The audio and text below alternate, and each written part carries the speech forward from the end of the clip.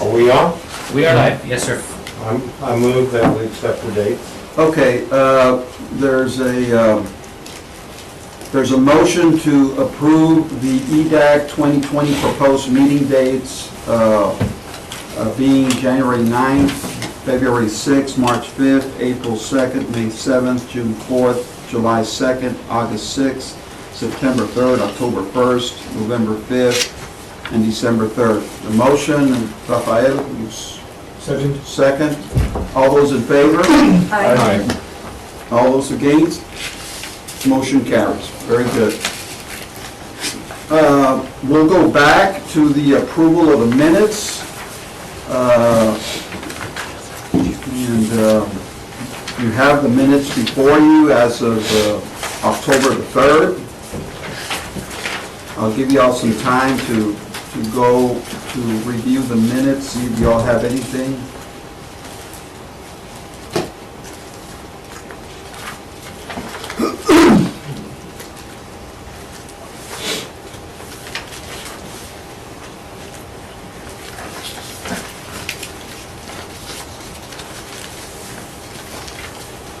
This.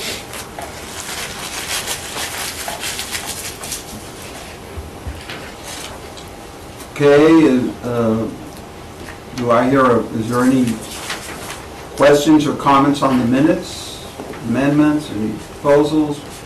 Do I hear a motion for the approval of the minutes? I move. Mr. Dickey makes a motion. Second. Mr. Dominguez seconds. All those in favor?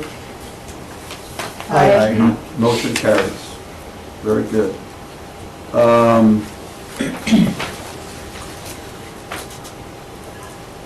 So we already went to item number 1. Item number 2 is presentation. Pardon me, Mr. Chairman, the first part of item number 1 is me presenting to the committee. Okay. Okay, very good. That's right, Teclo. So go ahead. Item number 1 is presentation by the City Director, Economic Director Teclo Garcia on economic development activities. So go ahead, Mr. Garcia. Yes, sir. No, thank you, John. I really appreciate it. Just want to say hello to everyone. Fred, Amaya, John, Arturo, Alma. I think I got everybody. Rafael, Julian, and Mr. Joe. I appreciate you coming to the first meeting. I'm sorry I'm not there for that. I want to thank Arnold for helping out. He's been a great help since we've been working together. I won't take much of your time. I also have a lunch meeting here with one of the Texas Workforce Commissioners in about 15 minutes. So I'm just going to go through something very briefly with you guys. On Tuesday was my 120th day with the City of Laredo. Everybody's been great. There's a lot of initiatives to work on. And one of them is why I'm here in Dallas regarding workforce. You know, when I first got to Laredo, a lot of people said, well, we need you to come to speak to this group or that group and share what your vision is for Laredo. Well, there's no way I could have done that without knowing and being on the ground first to see what the needs are exactly, and talking to business owners in the private sector, government, schools, the colleges and the universities, to try to figure out, you know, what is the priority? What do we need to do the most? What can we do to move the city forward? So, I mean, even after 4 months, I mean, even though I have a much better grasp of what's going on, there's still a lot more to grab onto. Workforce is one of our primary issues, I think, in Laredo. And so some of you that are in other associations, like the G13 or LMA and things like that, y'all have commented to me that you know, we have low unemployment, but yet we have a lot of job openings, in particular in which you need a skill or certification or a degree of some sort. I mean, we've got just today you can look on Indeed and there's probably 100 registered nursing jobs open in Laredo. There might be another 400 truck driving jobs open, or people in the professional services sector. There might be a couple hundred more of those. We need to connect people that are in jobs that are, maybe not to their full skill level, or unemployed people to those jobs that we need to fill. So that's, being here and talking to other individuals and other workforce, my counterparts across the state, just the knowledge that these guys have and trying to listen to what they have done in their communities to try to upskill people into the right positions has been really beneficial. So while I apologize for me missing the meeting in Laredo, I'm really glad that I'm here, talking to these guys. Number two, I wanted to thank Jeff Miller for being at the meeting today. Jeff is has been a great partner to work with at the city of Laredo since I started. There's a lot of synergy between economic development and the airport. And I know Mr. Chairman, you and a few others asked for Jeff to come to speak about what he has going on, and it's really apropos at this moment because we have been working on some things together, and he can share with those with you. But the main thing is for us is when we do anything together or talk about anything is what kind of jobs can we create? How can we impact the economy locally? That's the forefront of our mind when we get together. And y'all are right, the airport does have a lot of potential, and we're going to keep working there. There are some things that are also confidential that the city manager and myself, or city managers and myself and legal are working on regarding recruitment. And so I can share with those with you at the appropriate time, but I can assure you that that those things we're going to continue to work to try to bring more companies to Laredo, and I've been working hard to do that. There's other things that I can spell out for you in our next meeting when I'm there that I can spend more time on. But as y'all know, y'all can reach me at any time. Through email, especially so I can respond to you in an appropriate fashion. I'll be happy to answer whatever questions y'all may have and the like. So, Mr. Chairman, thank you for the time, and thank you to the whole committee for being passionate about Laredo's economy and trying to improve the city. I'll be there next month to try to give you a better briefing and answer more questions for you. Thank you. Thank you. Thank you. Safe Thank travels. you. Thank you. Appreciate it. It's great having you. I think we form a good team here. So with that, we'll move on to the second item on the agenda. We're tight on time. It's a presentation by the City of Laredo Airport Director Jeffrey Miller on economic development activities. Jeffrey, thank you for coming. By the way, we do have some guests that are not part of the committee. Mr. Lance Price, he's the president of Westwind Laredo, the Laredo sector here. They're a great company that employs a lot of people and sells a lot of homes, a lot of affordable homes, especially in the South Laredo. And I want to thank you, Lance, for you and Mr. Chairman. his office. Yes, sir. Sorry. I just wanted to mention one other thing I forgot to tell the committee, is that last month the city council made a formal move to have Arnold as the grant administrator be part of the economic development department. They were specific to say that he wasn't just going to work on economic development things, but that he would work under me and on our team. So we've been trying to figure out, the best role going forward. But I left that off my list, and I'm sorry about that. But I just wanted to include it. Okay. Thank you, sir. Thank you. Thank you. We also want to thank Mr. Councilman Cudo Martinez for coming. We appreciate you coming and showing interest on what we do here. And of course, we're the eyes and ears of our council, and we thank you for coming, Councilman. And also, Arnold, I'm sorry, I forgot your last name. Lozano. Lozano. Yes, sir. Grant writer. You're welcome. I'm Thank sorry, ma'am, your name, I'm sorry? Julia Wallace. I'm with Laredo Morning With Times. Laredo Morning Times. Very good. Excellent. So Jeffrey, it's all yours. Okay, well, thank you so much for having me. And Tekla, I'll just say, I'm surprised you made it 120 days as well. We work very well together, and we joke sometimes. Hey, I'm trying. But, no, thank you for having me. I've been here 6 months now, and, a little bit of my background. This is airport number 7 for me. I have a bachelor's degree in aviation management, a master's degree in aviation finance, 16 years of experience in aviation, and private pilot as well.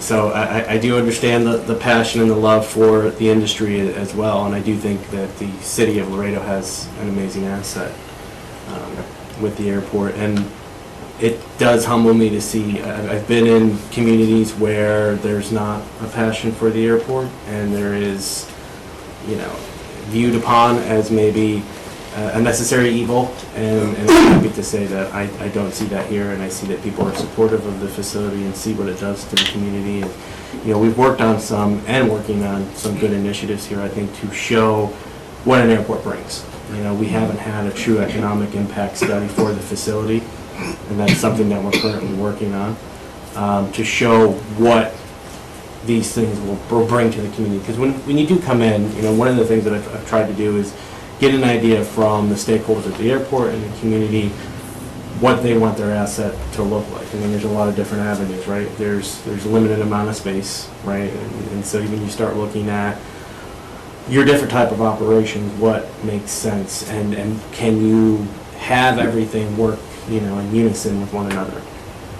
And when you start, especially talking to city council, and you start talking to the community, it's best to put numbers behind.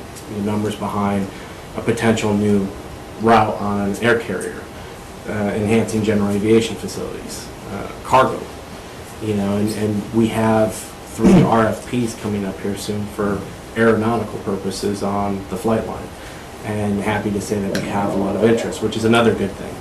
I've been at locations where you're begging for someone to come to the airport, and I don't see that here. And that's is that on the commercial or? So it would be on the flight line, so it would be on the west side of where the general aviation and the cargo facilities are today. They're open aeronautical RFPs, so with the FAA, right, so there's a lot of things that happen with airport property, right? So you have the FAA there along with TSA, and so you have these regulatory compliance issues. We have 39 grant assurances that the airport has to follow when it does things, like leases and properties and RFPs. And at the end of the day, really what the FAA is looking at there is that you're doing things that are fair and balanced. You're not being, impartial maybe to one certain group over another. So at its core, and they go in, they're very long legal documents, but at its core, that's what it's meant is, there's federal investment, right? If you look over the last 20 years, there's been about $250 million of an investment into the facility from the FAA, which is 90% funded by the federal government. And then the 10% local match is coming from the airport revenue fund. So revenues that are generated from leases and generated from landing fees, fuel flowage fees, those type of things. But when you take that money, or you take land, as such, when the airport was transferred over, there's certain things that you have to follow. That the FAA says, okay, this is an airport, it's been here for aviation, the general good, that's where you start from. But there's a lot of things that you can do with knowing the background, and that's really what I try to do here is take what we can do and what the FAA allows us to do, and where's that kind of gray area, and then working with people like Tekla, like Arnold, City Council, and say, what can we do to enhance this asset? But getting a good idea back to the economic impact study is key to that, because then you can start to put numbers behind it, rather than just talk about a new service potentially, and things that would come along with that. Because in our industry today, especially when you start talking airlines, you start talking, incentives agreements, and for Laredo to be just as appealing as another commercial service airport in this country to an airline, they're going to expect those type of things. And so that's where we come in, and we work closely with people like Tekla, with City Council, and say, okay, here's what we're moving down, here's potential avenues for economic development. And it is, sometimes we have to be very vague about it because these conversations are very sensitive. We have non-disclosure agreements. But the public stuff today, the stuff that Congressman Cuella, like the Department of Homeland Security facility, at the airport, those are potential avenues here, I think, that when TECLA starts talking about jobs, starts talking about infusion, direct, indirect, and induced effects that you see from, these types of facilities coming to the Laredo region. Those are exciting. And, we're working diligently with them. Our Air Marine partner right now, which is at the airport, which is on the west side, they have about 43 staff members in about a 4,500 foot squared space. Air Marine? Air Marine. So they're the division under Customs and Border Protection that's helicopter intercept. So they patrol the border, and they have a fleet of helicopters. So that's their mission. And then they have mechanics, and they have people that support those aircraft. So when you start talking about a large campus, as Congressman Cuella is talking about, that's a component of it. So when we start looking at Yuma, Arizona has a larger Air Marine division, which is something that we've been proposing here at the airport, to give Air Marine the ability to have that space to expand, to have, right now their maintenance is predominantly coming from San Antonio. So they're either coming down here and working on the aircraft and going back. There's just not an adequate space facility for them to really operate today. When you go in there, they have a very small office. They have a trailer that the ingenuity there is great. They have a trailer that they've actually connected to the building to expand a little bit of space. But ultimately, they need a new facility.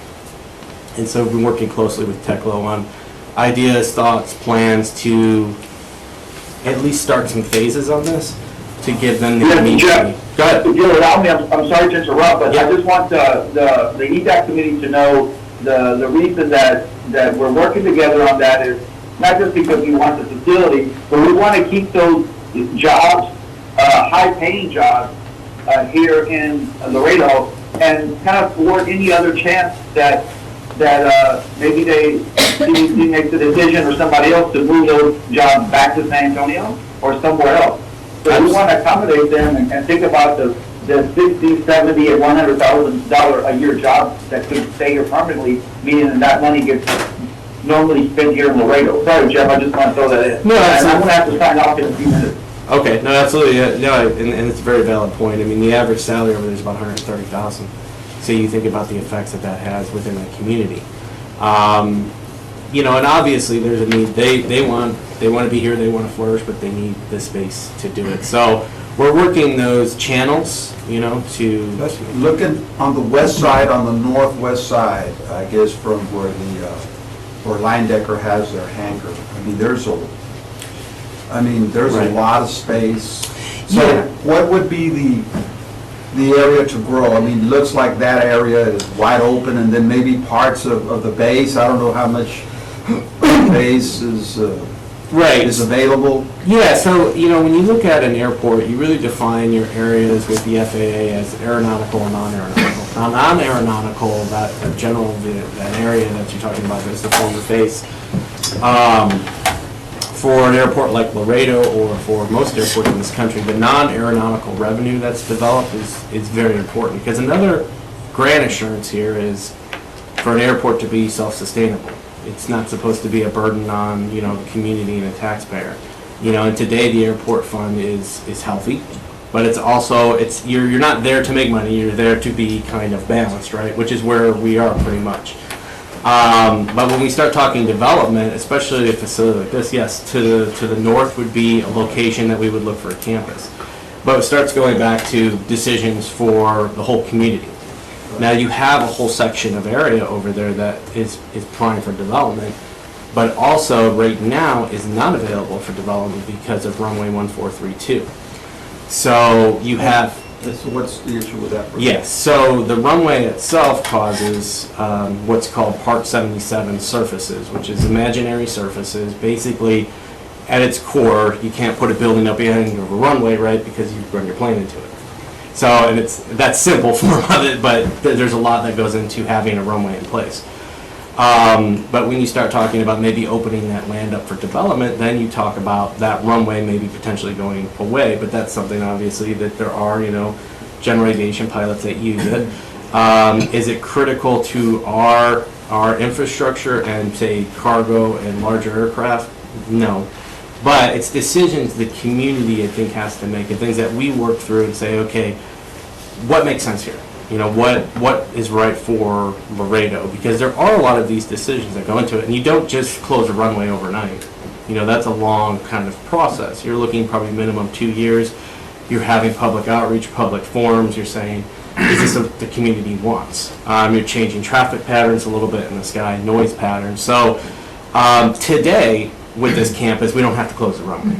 There is a space for it to put it off to the side that wouldn't impact Part 77 surfaces for this runway. But then when we start talking about future expansion, back towards Leyendecker and that kind of a space, there's a certain amount that we would get to that we would have to stop construction and say, okay, now we really need to have a real conversation about the runway here and what do we want to do. But it is, I mean, every little sector has kind of their thoughts and opinions, and every avenue has economic impact, right? And that's where we start to try to really get these plans in place to show what does that mean in the community. Does it make sense to put a row of T-hangers in? Maybe, you know, it could support, you know, local general aviation. Financially, does it make sense? It's one of those decisions that we have to sit down and say, okay, what makes the most sense for Laredo with the funds that we have today, and what has the most economic impact? And, you know, some of the exciting things... I'm sorry. Oh, Just a question, have you met with the local people that have planes? so we've met with the partners over at Signature and Barker Aeromotive, which are our fixed base operators, because... But the users? Yeah, right, in those facilities, not outside of, you know, we're meeting with the stakeholders at the airport, but, you know, when it comes to some of the complaints, obviously, that we hear, so it's fixed base operators, right, and it's, usually when you have that, you have a community hangar. You know, like I said, I'm a private pilot, I love T-hangars, I do. I love the freedom that they give to a user. But, you know, when I worked in Pittsburgh, we didn't have T-hangars because economically for the airport didn't make sense. So I flew out of a smaller airport north of us called Zelienople.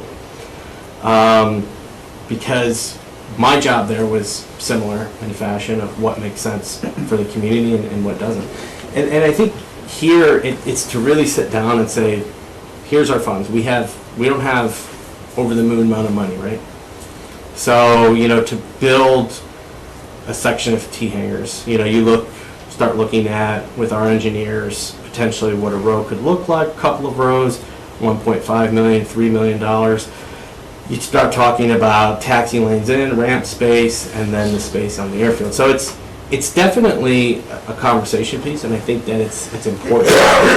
Part of what we're working with Laredo College, and we started those conversations a couple months back, is a flight program here for Laredo. When I started in this industry, it was very bleak. Being a pilot, and you probably know this, I had, you know, friends that actually paid to build hours with airlines. They were paying them to fly their aircraft.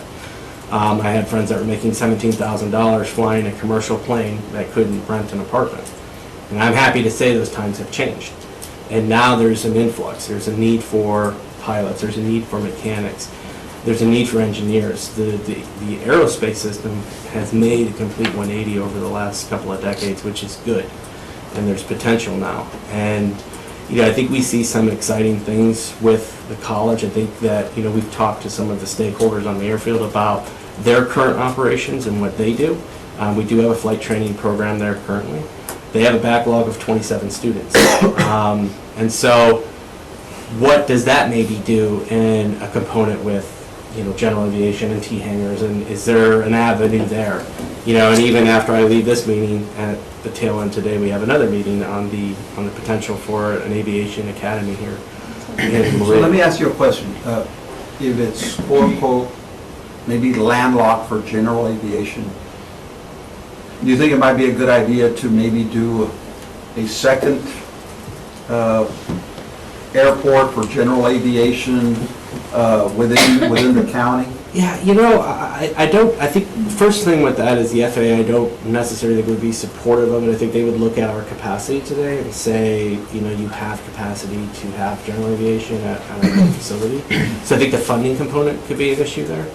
And I think when we look at the airfield, that there's potential here to work something with that, with general aviation, and maybe we start looking at this flight academy. Because the other thing too is there's a sector of the population, me included, that I can't afford my own plane. And so when I flew north of Pittsburgh, I was part of a flight club, which operated at a smaller facility, but gave people that opportunity to be in aviation and to experience it and fall in love with it like I did. And I think those components maybe here is something that when we start looking at how does this flight academy kind of shake out with potentially finding an area there for general aviation, I think that's probably more of an appealing route than necessarily a new facility, because I think that we can handle it today. It's just where do we find that in the mix of everything that's happening? Because it's the same even with the Customs and Border Protection facility, Air Marine. It's very high-paying jobs, but when it comes to development at the airport, and we start talking cargo operations, it's a 20-acre campus just for Air Marine. And like you said, resources are scarce, so we have to keep that in mind when we start thinking about development down the road of these facilities. And what we've been trying to do with City Council and with the mayor as well is expand the Mexico and U.S. Customs program. Today it's very narrow, and a lot of people don't have the opportunity to open it up. And it's mostly due to the Mexico government regulations. So when we start talking about developing that program and opening up, especially for e-commerce, right? E-commerce is emerging in Mexico. If you're a Prime member today in Mexico, you're not getting a package in 2 days. It's going to take you a week. And so people are hungry down there for these opportunities. Even Amazon Prime today is not flying their aircraft into Mexico. They're not doing it.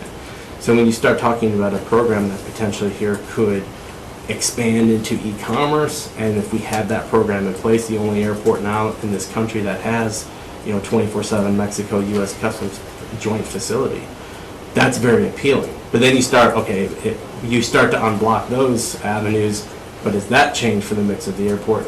And so with the land use development plan we're doing today, with the economic impact study, we don't have to sit here and talk in theory. We can at least give guidance to the decision makers of the community what makes sense.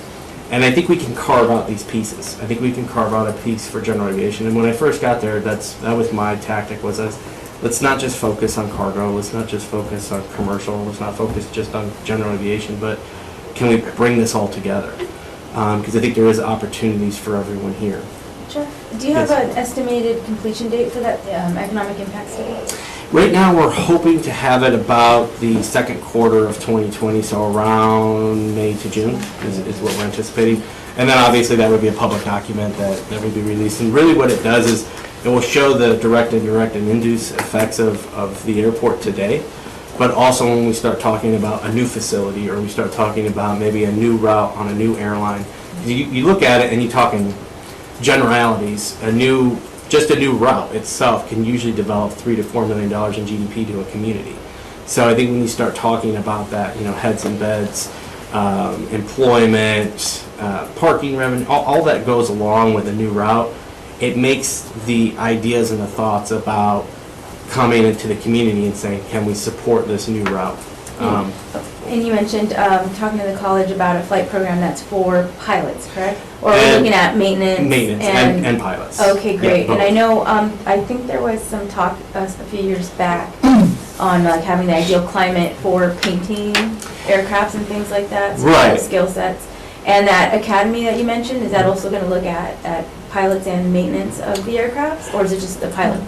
So it's pilots, and then what it's called in aviation is an AMP, which is an airframe and a power plant. So you could be either or both, and so it's a mechanic basically that can work through a whole aircraft system, and then they get specialized into avionics. But really, when we start talking about that program, it's bringing down that talent to give people the opportunity to become an AMP or to go to you know, a professional pilot. Myself, I'm a private pilot, assuming that's part of your. And, you know, but you can go to an airport transport pilot, but you have certain hours and skills, and when you start talking about this circular system with maybe a college or a university, you bring in, like where I went to school, you get trained, and then you become a flight instructor, and then now you have kind of your reciprocal, and then as you build hours, you eventually transfer off to, you know, fractional ownership or to an airline. And so, and CBP, they're a part of this as well, the Air Marine. They need helicopter pilots badly, and they're very $130,000 paying jobs. And so we've had them as part of the conversation to say, hey, can we have sort of an apprenticeship program here with the college to bring mechanics and to bring, you know, people in Laredo the opportunity to be a part of aviation. Because if you bring students out and you get them excited about aviation, give them, you know, maybe an airplane ride, you get hooked on it and say, okay, there's a lot of things I can do. Yeah. You know, you could be in my role. Yeah. You know, when you first start looking at an airport, I even get asked today, I tell people I work at an airport, they go, you're a pilot. And I'm saying, well, yeah, but no, that's not what I do. And then they say, oh, so you can get me a deal on airline tickets. Well, no, I'm probably the last person that would get a deal on an airline ticket. But that, you know, students can see this. And when we start talking to the college, we want to start with maintenance and we want to start with pilots. But I could see having that associate's degree as a backbone, and then maybe having, you know, a program with, you know, a four-year college to go and do a bachelor's degree, or to go in my degrees in aviation management, so it has that kind of that background to it. So I think, you know, that engineering and aerospace, those are really, you know, equitable opportunities here for people that get to be a part of it. So. Yeah. We could probably talk another time about it, but, so I was a past president of Logistics and Manufacturing Association, so I've been, the last few years that I was president of the association, I've been looking at, you know, machining programs and bringing some of those more vocational hands-on type things. And I know people in San Antonio that actually do machine parts and things like that. And one thing, and I don't know if Arnold wants to take note, because I saw in the minutes for grants, and you mentioned apprenticeship programs. I know if there's a federally registered apprenticeship program, and this includes CDL, any veterans, I think it's post 9/11, they get housing allowance. Really? Yes, if it's a federally registered apprenticeship program. So there are opportunities. I know the city, they're members of NASCO, North American Strategy for Competitiveness. The city is a member. There's a member in there that handles the Department of Labor. They're the Department of Labor liaison for apprenticeships for logistics and warehousing. And I'm sure maybe somewhere in there might be something as you guys move forward, or if you're able to incorporate some of these things that bring in additional residents, even if it's temporary, that helps with, you know, additional housing. Thank you, I don't have a card on me. No, it's fine. But those are the things I look at. I do look at any type of, you know, I'm a vocational type person. So I do look at this for machining, CDLs, and any type of mechanics. Well, we are having and the reason why I gave you the card is we are having a follow-up meeting with the stakeholders at the airport and the college on December 16th. So if you want to reach out to me, want to be a part of it, and I have or one maybe more send a question. representative. I know Elsie, I think back in May, was reaching out because you guys were looking to get 24-hour FAA clearance. Air traffic control tower. Okay, yes, exactly. Yeah, and that's something that's still ongoing. So our air traffic control tower here is a contract tower. So it's managed by the FAA, but it's not FAA employees there. It's a company called Robinson Aviation. So, and I know a little bit about this role because my brother and his wife are both air traffic controllers. When is the contract over? You know, it's between the FAA and Robinson, so it's not between the city. It's usually like a 5-year rotation, but they typically, the way the FAA manages contract towers is they give them regional. So Robinson has in kind of the south area. So usually those contracts, unless something very egregious were to happen, stay in place. One of the biggest things I think here is when we start talking, you know, traffic counts and after hours, because obviously we're Class D airspace today, and then you know, when we start talking about our facility, we start talking about traffic, our mix of traffic, you know, IFR flight plans, VFR flight plans. What's our mix? What are we doing here? The FAA looks at it and says, okay, this is eligible for a contract tower. And so, good. It's really good to have an air traffic control tower. especially when you start talking cargo operators, airlines, 135 operations, which is on-demand charter. But when you look at becoming a full-fledged tower, you have to really make that case. And I think today, it's a little bit of a difficult road, especially when we start talking overnight hours, because we don't have a ton of traffic. So the contract was extended. We have towers hours 7 days a week, 6 a.m. to midnight. We're trying to fill that gap. When we talk to them, they're not open and honest about this, but I think the biggest factor here is it is a contract tower. And by definition, the contract towers are at airports that don't have as much traffic demand or complex airspace as some of these other facilities that are FAA staffed. So then, when you start talking going to 24 hours, then you start to say, okay, well, if there's a need there, then maybe that should be an FAA tower, which that, if you look at NACA, which is now the National Air Traffic Controllers Association, they're the union, very powerful union, very powerful in Washington, and they handle a lot of the staffing at these facilities. And so when we start, Hey, Jeff. yeah, go ahead. Hey, Jeff, this is Tekla. Yeah, I was told by Councilman Aldo that the reason we couldn't have the overnight FAA towers because we don't have a Starbucks inside the terminal. yeah, you know that Is that was. correct? Yeah, the controllers can't stay awake without the coffee. That was, I remember that now. Was it 120 days or was it 119? I can't remember now. Well, my understanding is the reason behind, I think it was more the shutdowns and all that other stuff. The fear is, I think it was a push by the automotive industry. Or I think there was some background with the automotive industry kind of pushing because they were panicking because of what was going on and they needed things crossing and they wanted to use Laredo, and that was kind of some of the background on the reasoning behind the 24 hours. Right, and I think when we talk about the cargo operations especially, right, a lot of them, to your point, they run in those off hours, but really when we start talking getting it to 24 hours, it starts a conversation with the union of saying, if you have a need to be 24 hours, does that mean that's an FAA tower and not a contract tower? Mm-hmm. And so I think when we pull contract towers, out of, I think it's around 150 to 200, I can't remember the exact number of contract towers in the United States. I think 3 of them are 24 hours. And so, I have a question on the 24 hours. Actually, when you had the most cargo during, when we had the World Trade Bridge down. okay. Oh, yes, yeah. And everything was being pushed to Right. Colombia. It was forced, it was delayed, and so the air cargo was moving tremendously. Right. So the question that I would ask you, is there a way to request the 24 hours when an emergency situation is on? It's something that's difficult with staffing, and I think it's a good thought and idea.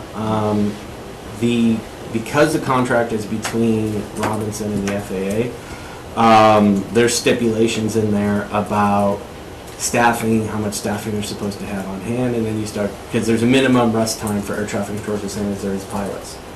And so when you start talking staffing levels and you start talking emergencies, I don't think it's built into it, but it's a good point that I'll go back and ask and see if that maybe could be a stipulation.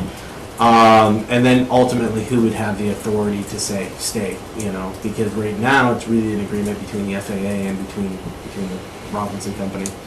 Now that you have the private sector that can pay Right. overtimes and stuff like that with the government, maybe. Yeah, In an emergency situation, Right. as a contingency plan, maybe. Well, and the interesting part too, and they actually found this on the legislative trip that the city went on last time, is they had been working towards getting it to midnight for several months.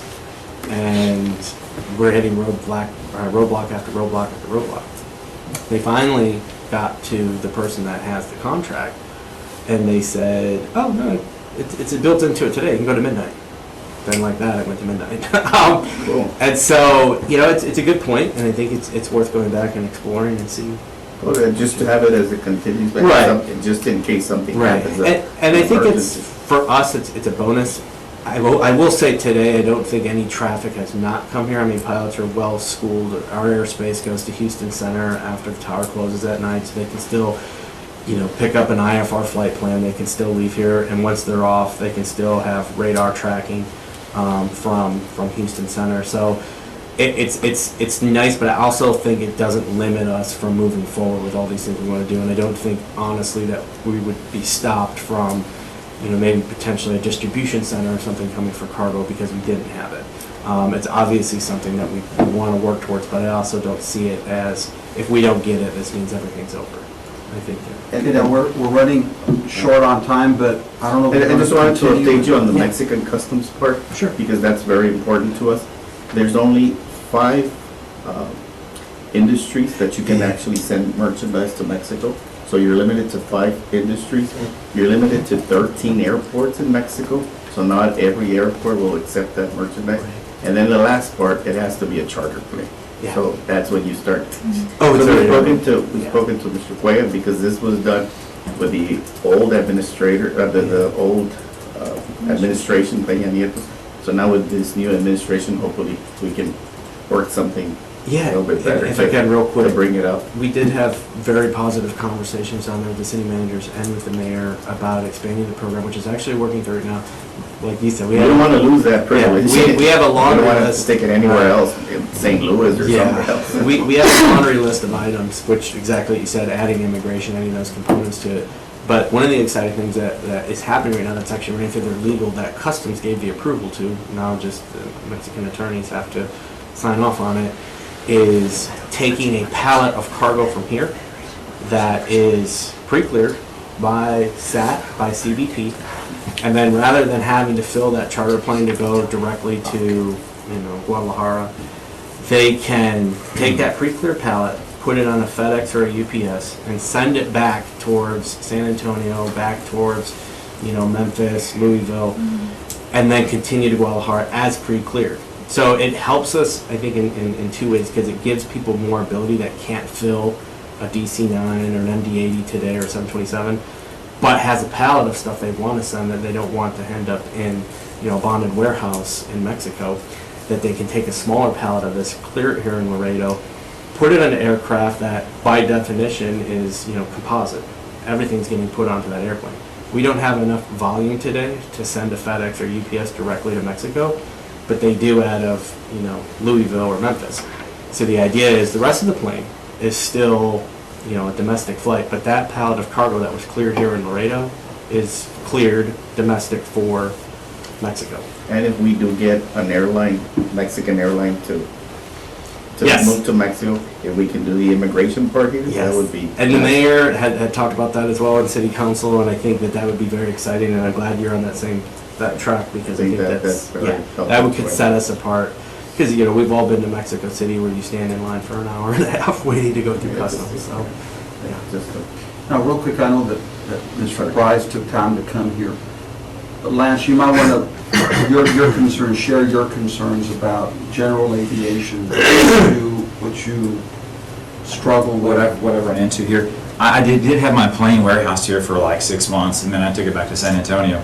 But the cost for you said the T hangers, we were paying $300 a month for storage, and I was at Barker. Right. And then the T hanger in Castro is $150 a month. So, but you're right, you let $2 or $3 million. I understand your point there. Fuel here is crazy too. It's $6-7 a gallon. San Antonio, it's $4 bucks a gallon. And it's self-service. Oh, self-service. Yeah, well, yeah, but then also I'm 100 low lift, so and the FBOs don't care about the business because I get 25 gallons from them and not 400 gallons like a jet would or something. So your controllers are your runways are great. You guys have the nicest runways. They're amazing. They're nice, long. They're wide. Cargo. They're designed for cargo. They're designed for cargo. You're exactly right. You're right, no, they're beautiful. I was impressed too. Yeah. They're They have beautiful. that 50 years ago. But there is, I think under general aviation, there's a lot of them, and Arturo can attest, and people can attest. There's a lot of people that have companies here that they drive. Sometimes it's an all-day drive to a certain location in Mexico, when I think there's a big opportunity there to. Within this group, do you think that there would be an opportunity for a private company or private financing that would want to bid to build a T-hangers? And manage T-hangers? Maybe a self-serve 100 low lead facility?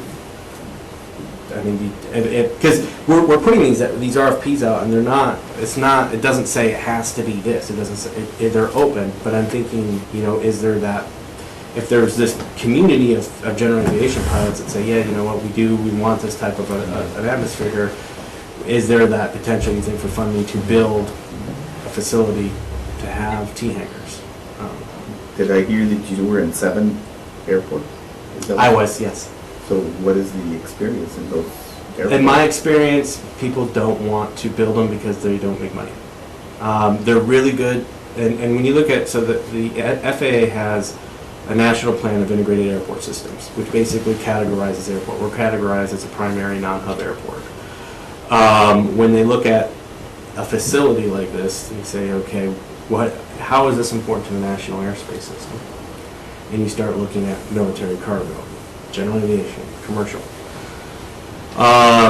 When you start going down the path, the reason why you see T-hangers at these smaller airports is because they're categorized in the NIPIS as general aviation, so they're not going to get your cargo, they're not going to get a customs and border facility at them. They're really meant for that sector of aviation to give them, And that's why I mentioned that maybe there should be a general aviation Right, and it did, we had. airstrip. Like a municipal. Right. Yeah. I mean, we had a reliever airport in Pittsburgh. I would just say that I think funding-wise, because I've actually talked about this with some of the council members as well, is the FAA probably wouldn't fund it because they would say, no, it's not critical to the national airspace system, you have space. Because they're just going to make that determination and say, no, you got space. But then you start going into, okay, what does the public financing sector look like to do a project? I mean, airports are expensive, right? They're expensive to build, expensive to maintain. But, it really comes down to, we have a limited amount of funds, we have a limited amount of space, and then when you start talking about these facilities, what does it do? So if there's this drive for the community, it's potentially something that, I mean, we would not be opposed to it by any means, and it's something that we would love to explore and see what. And honestly, I think shakes the out. pilots need to organize Right. and I know there's a lot of it. Consent. Listen, are you talking about, Jeff, are we talking about or the way you're presenting that, potentially subsidizing it with taxpayer money? That's the only No, way it would take well, place. Private. Well, we need to look at the economic impact on Yeah, a exactly. facility like that. It may not be cost effective to operate one, but you gotta look at the bigger picture when doing these facilities. We also need to look at the different fuel prices, because I understand the fuel here in It's not Laredo is attractive. very, Why- very yeah. expensive, so we might have to look at self-service or bring in some more competition so that we can drive the fuel prices down, because in the end, we gotta look at doing something like this, what's it gonna do for our economy? I mean, if you're gonna bring in more people, or other jobs that are gonna be high-paying jobs, well, then that's gonna help our housing market, it's gonna trickle down, so. I guess to my point, Teklo, is what I was kind of proposing is if you have contacts, or there's a focus group that could say, we're private pilots and this is what we would like, and then we can start to kind of formulate maybe a plan of what that looks like. If I can recall. Yeah, no, I understand you. I think you're on the right track, and we get input from this group especially, that would be critical in forming some sort of, way forward with that kind of facility. That's why I think that it's really important that we really work on this air marine situation, so we can make sure to keep those well-paying jobs in the city. I mean, that's really good. So we'll come back to y'all with that information as we go forward. I know we're developing proposals, and we're going to meet with people in here and in DC in the near future. Is the impact study, are they going to get public? Yeah, input? that's what they're doing. So that's one thing, Lance, that I think Yeah. we need to do, if y'all get an aviation club or that they can be part of it, but it needs to get organized. If I can recall, I don't think Councilman Martinez was in office. But You were here. We had this pilot, I forgot what his name was. I think he had a Richard, flight- Whitmore? For sure. Whitmore, yeah. Yeah, we've talked to Richard. Okay, but then you know how, he's talked about how, and then the cops out there were always, Unfriendly, yeah, jacking with these guys all the time. They needed to meet, the cops needed to meet a quota, so sometimes It stop stopped a you, guy said that twice. 2 or 3 times. Well, I will say just to that, and I won't get into the whole thing, the person that was leading that charge is not there. We don't want that, we want a friendly environment, but I will say too, that is an airport like Laredo, and it really comes from commercial service or larger cargo aircraft. There's always gonna be that level of TSA that you won't have at smaller facilities, because they are there, they do the same, as I got my badge right here, if I go out there, they expect me to wear it. And it's just, we as an airport needed to do a better job of training and figuring out how to get that message across without being abrasive about it, and I think we're getting much better now that staffing has changed, but, right, it's not meant, we're not there to write tickets, and we're not there to police. We have a specific mission that we do have to follow the TSA, but we can make it, we can make it better. Jeffrey? I'm sorry to interrupt again, Yeah. Mr. Chairman, it is 1 o'clock, I don't know if you want We to need do to this move one on, right yeah. for the Thank you. members. I will, Right, and I know we got 2 other very important agendas. I know that the next one was brought up by. Okay. I know the city recently changed the time for the parking meters to kick in at 8 PM instead of 9 PM in downtown. They changed it down? I'm pretty sure that's what recently happened. I don't think they made it. I- I'm pretty I- sure most of the bars don't even know that. Well, I've spoken to some bar owners downtown recently, and one of the things that they're having, and of course, when there was an increase in the hourly rate, I think a quarter gets you 12 minutes. Again? Well, in the last few months, I don't know exactly timelines, but I'm almost positive that this has just recently happened, or recently published. I'd have to go back and check it. But- Because they were double, I want to say they were double about 5 months ago. Okay, well, yeah, in the last few months, something, Okay. right? Okay, so I haven't been, since I'm not going to school at LC, I'm not around downtown as much as I used to, so. Should I continue? Oh, okay. So there was some ideas thrown out, you know, these guys, sometimes they're in the middle of the day and they have to do maintenance or unload items, or they come in, sometimes, you know, maybe 10, 11 o'clock at night when things start to get busy and they have to load, unload. The same things with any DJs or bands. There's no, there are some parts of the street that have like a loading zone designation, but there were some bar owners that would put a cone knowing that someone was gonna come in, and the cops would get upset with them and remove the cone and take it with them. I would understand, not even just give it back to them, they would take the cones. Unloading zone? Huh? And unloading and It's unloading? not loading or loading zone, but just so Their they parking know. spots, they put the It's cones that are blocking them. curbside parking. So there was some talks, you know, the other day, an example that was given to me was that, that he knew he had the timer, he put, you know, a bunch of money, you know, whatever he could, but when the timer went off, he couldn't go do anything about it because he was in the middle of fixing his AC on the rooftop. You know, situations like that. And then there was some ideas thrown out that if there was like a parking pass, or if whatever they have to pay or something, or they know if they're somewhere within their, not, you know, because it's been suggested, well, go park in a parking lot. Well, when it's 2:30 in the morning and you just cleaned out your register or whatever, you don't want to go park in a parking lot somewhere, or if you're just coming to drop something off or whatever it may be.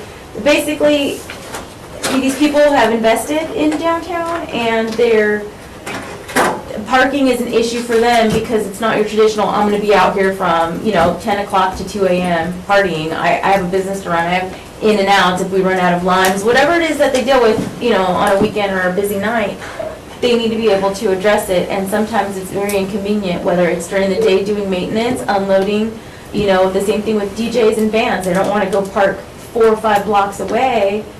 So what do you recommend, or what do you think? I think- y'all are- Can I chime in on this real quick? Sure. There's another perspective to it, is it's also property owners, a major inconvenience, I can speak on this. Uh-huh. It's that same circumstances, if you're maintaining a building, what the city tells you to do is, we're not allowed to park a truck for the purpose of maintaining a building and paying for the meter. We'll actually get a ticket for that. Okay, So there's a limit I- on what vehicles you can even have there, even if you No, pay the- for it. The purpose of the vehicle.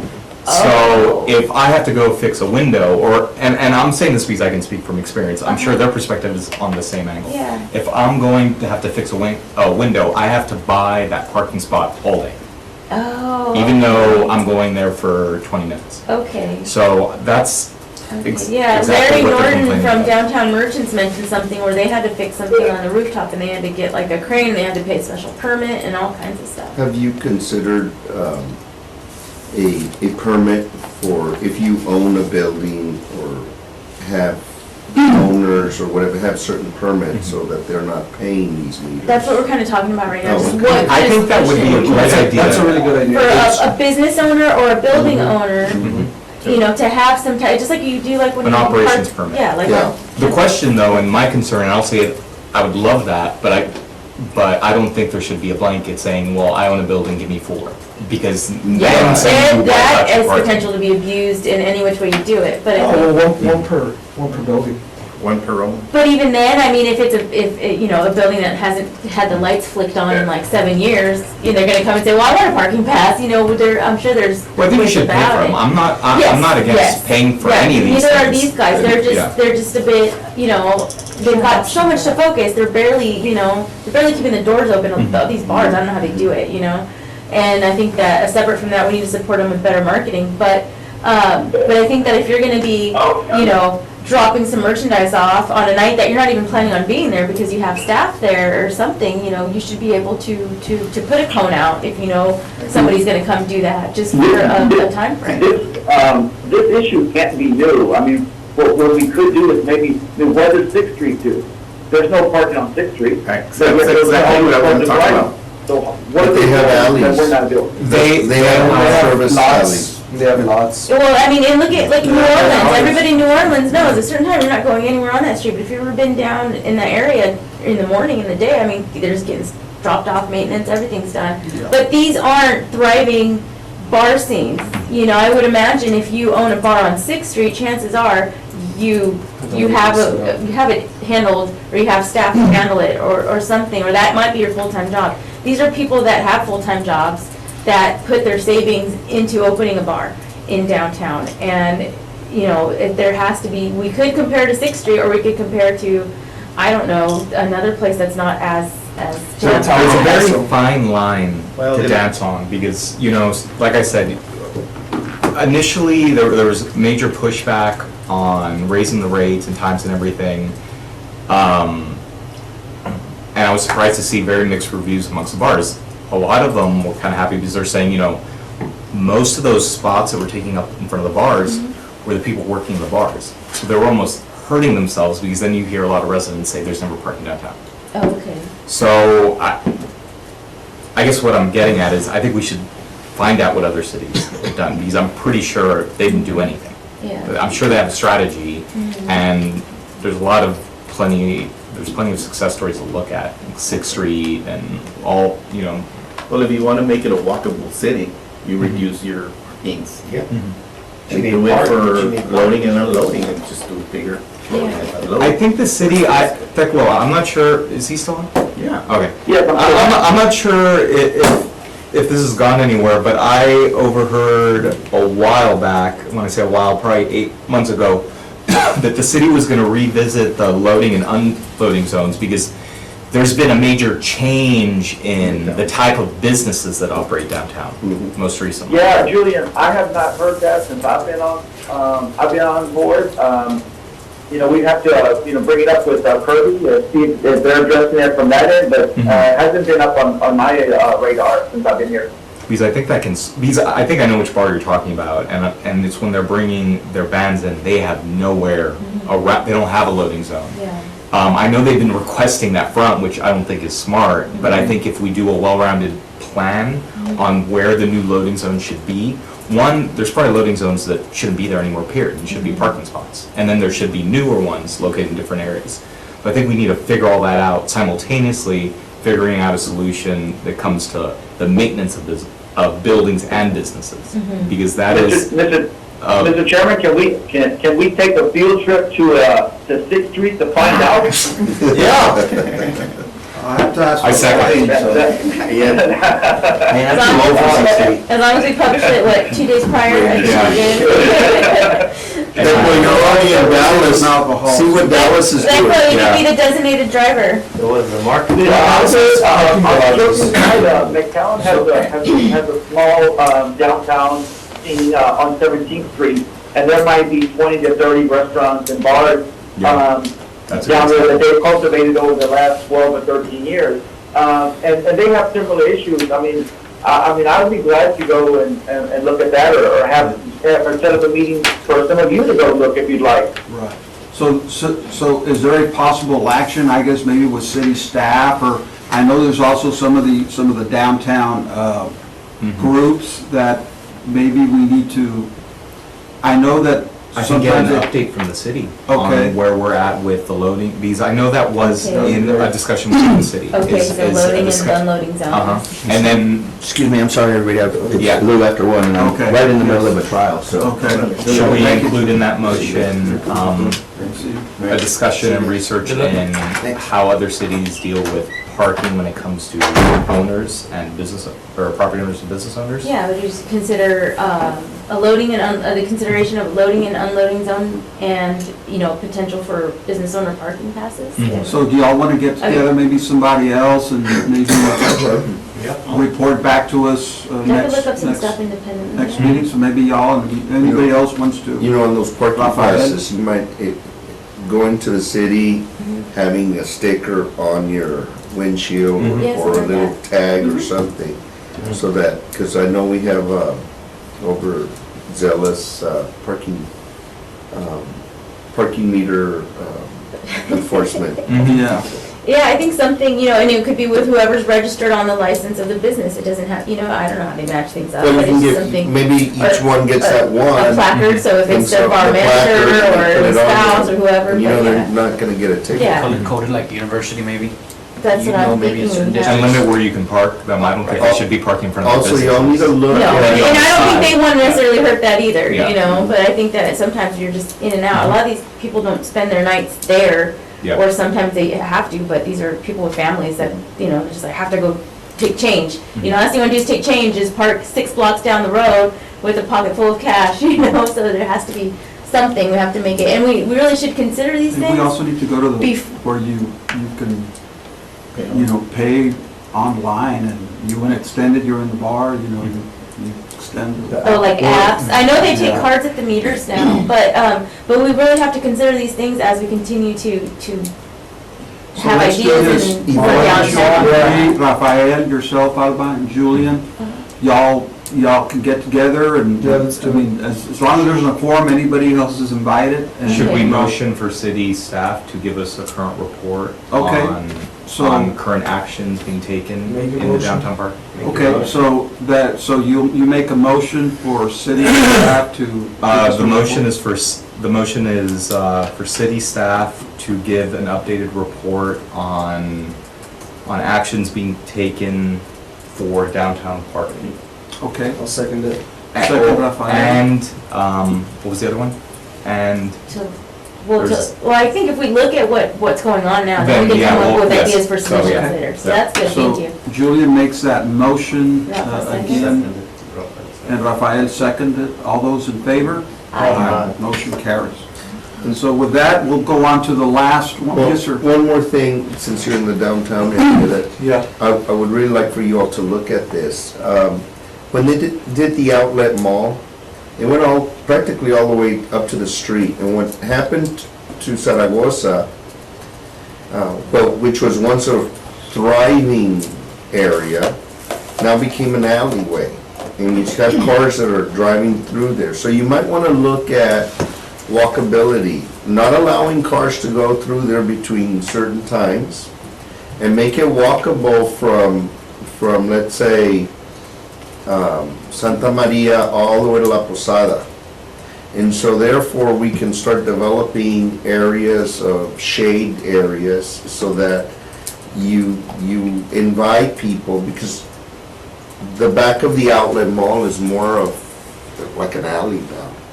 And so if you made it inviting for people to go out there and walk, et cetera, then maybe we might open up Zaragoza for it to come back as a thriving area. And it's And like then the- loading and unloading after hours. Be like the Tangelo thing that has like some, or some post or something, and you just put a gate on it? It's got the tree. Or a chain, yeah. So you're more than welcome to look at something like that and make a recommendation if that's what you all want to do. Make a recommendation to Is council. there Or sufficient to, parking, off-street parking though, you know?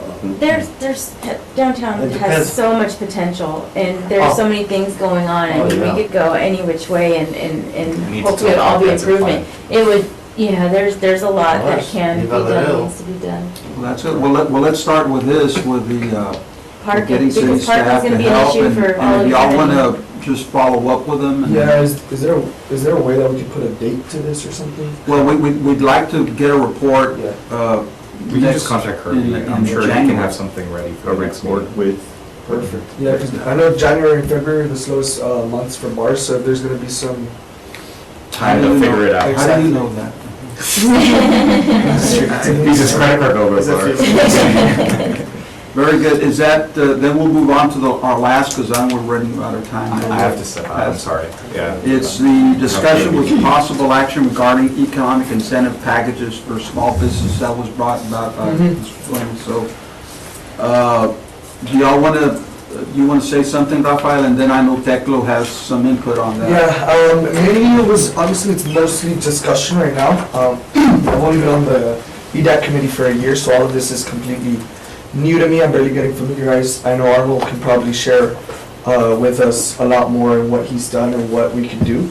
We all know that it can be a little tough for businesses to start off here and get their way going. So if there's any way that we can partner with LC, with the county, with the city, and get some sort of incentive packages going for these businesses. Also, I know there's many things that you look at it, is it gonna be a proven shop? We don't just wanna necessarily throw out incentives and grants and then they go straight to the ground even with all of this help. So it's just not necessarily reinventing the wheel, but yes, explore what options we have in order to help our local businesses, our mom and pop shops, our local young entrepreneurs, and get them off and going, providing both jobs, entertainment, and You have any good welfare ideas? for their. You got any ideas? Actually, real quick, I think Teclo's offline right now, just in case anybody has a question for him, we're working on getting him back online. Okay. If I may, I brought this up, I think, my first meeting earlier this year here, because I'm also new on the committee, Ralph, I think you have some seniority on me. But Detroit, I know this because I actually know somebody who went through the program. Detroit has a program, I believe it's privately philanthropy funded, but it was like a competition, but the idea behind it was you had to put your business in a neighborhood that they were trying to rebuild. We could all say, let's just say for obvious purposes, downtown would be a perfect spot or something like that. And I know that Theclo had brought up the idea of almost like a Shark Tank competition on his first meeting with us. So if you kind of combine the two, but with the program with Detroit, you paired up with a mentor and they had you take business classes. Those are part of the qualifications and requirements in order to do it. And of course, going into a revamped part of Detroit. And I mean, Detroit has a lot of areas that they're trying to revamp.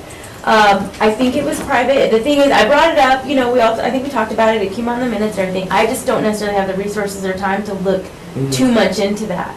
But that would be like a great opportunity to see. We're working on it, he's having some issues with his phone. Oh, I thought he had a meeting. It was gonna be off a long time I don't ago. know, But those are the things that we could look at. There are maybe programs that we could mimic or things like that. But I think a big part of it is, I just did a program with Stanford and we got paired up with mentors. That makes a difference. There's a lot of very experienced business people, successful business people that might be retiring or already retired that would be great, and they might have that time to meet up with somebody or person up. Another thing I think, and this is just Laredo in general, whether it's the airport, the bridges, anything, I think we need to be better at marketing these strengths. Anytime I've seen something that's marketing Laredo, I see it linked to shopping. And I don't see, you know what I mean? You go You're right. in El Financiero in Mexico, you're in Mexico City, you see El Financiero, whatever, and you see, go come shop Laredo. You don't see, hey, we can handle this much cargo, unless it's something specific for like a cargo expo, you know, the aduanas, all those other things. Spend the That's when you weekend start here. seeing Laredo Airport. And I think we're talking about 6th Street, I have no doubt in my mind, I like dive bars. So I'm sure there's people in 6th Street that love dive bars, and then now they have to wait a half an hour for a drink that's gonna cost $30 anyway, that might wanna go take a drive to Laredo and go find a little hidden gem, a little, you know, something that's still how it used to be for them when they were growing up or whatever. I don't doubt it. We have good bands, we have good Talking art. 50 Well, We years. have all also kinds of talked about maybe talent. having a section of like the Mercado they have in San Antonio. I mean, there could be a section, in my opinion. You could We have close to take off a set streets down. every Right. third Saturday. In other words, and before, do people stuff. would go Laredo. across to go to the Cadillac bar and some of, Yeah. already We have to forgot. replicate that we here. can make a little Duplicated Mexico here, somehow. it's just like San Antonio, you go to the little Mercadito and there's 2 or 3 but you get the feel of old Mexico. I So think that marketing, because we the have. good nostalgia existing of stuff. having. I know Tecla had I know this is, we're kind of dragging He's off actually course, signed but, off. Yeah, he won't be able to get back on. He had talked a bit about rebranding the whole city, Okay. just the whole completely, which is what Rivas is doing across. That's why he put a huge sign on Nuevo Laredo and making Yeah, everything yeah. real modern and just trying to They're give it a doing all whole those completely videos and different look. everything, yeah. Which is what the city of McAllen is doing as well. Yeah, you see it on, when you're going to the university, you see McAllen, like. Yeah. Oh, the electronic It's a billboards, complete yeah, no, rebranding there's of this thing at We're McAllen. running it. But I you know, know, one thing we don't have, there's a million Oh, yeah, people in the well, valley. sitting I out mean, you know, we're kind of isolated, so Yeah. we gotta depend on ourselves. Mm-hmm. And we ourselves, you know, that's good. We're worth a trip from San Antonio or Corpus, so even from the valley, we got, you know. But then, McAllen's not right on the river. no, but the thing here is, we need to hire the correct talent to market our city. I think we should meet with, Not CBD. I honestly think it's I think we have fascinating. good people, and we just, Yeah. The one, we need to two. be focused with the goal, Yeah. have the goal in mind, and then just, Uh, right I now, agree. Shop Laredo is very big because of the Cyber Monday and the Fridays and the Black Fridays and all that. Yeah. You know, I think, like, I know Julian is very much with mile 1, I think, along those lines, what you mentioned as far as startups and stuff like that. And I know Teclo was gonna comment on like the 380, some of the incentives that they're doing. So maybe for next time, we'll keep this item for next time, so they can go into that. There's something else going on. At least from where, you've got investors from Monterrey want to go into La Azteca. That's not, you know, that's just right down the, Yeah. I know I don't know. people who want to invest from Austin down here as well. I don't know how far a pipe dream that And is. you don't know, or just we're bring them really. to me, I'll help them.